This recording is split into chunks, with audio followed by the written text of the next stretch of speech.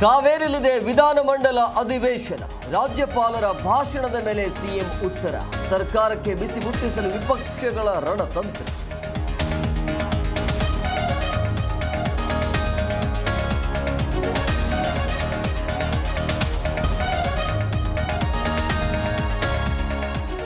ರನ್ನರಾವ್ smuggling case ತನಿಖೆ ಚುರುಕು.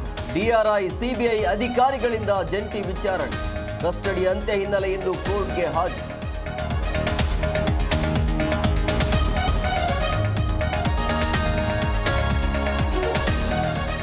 ಕೊಪ್ಪಳ ವಿದೇಶಿ ಮಹಿಳೆಯ ಮೇಲೆ ಅತ್ಯಾಚಾರ ಕೇಸ್. ಪ್ರವಾಸಿ ತಾಣದಲ್ಲಿ ಇಂತಹ ಘಟನೆ ದುಃಖದ ಸಂಗತಿ.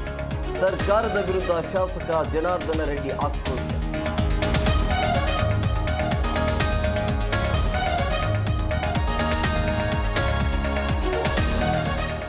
ಕುಂಭಮೇಳದ ಪ್ರವಾಸದ ಹೆಸರಲ್ಲಿ ಅಮಾಯಕರಿಗೆ ಮೋಸ. 100ಕ್ಕೂ ಹೆಚ್ಚು ಜನರಿಗೆ ಲಕ್ಷಾಂತರ ರೂಪಾಯಿ ವಂಚನೆ. ಬೆಂಗಳೂರಲ್ಲಿ ಪೊಲೀಸರ ಬಲೆಗೆ ಬಿದ್ದ ವಂಚನೆ.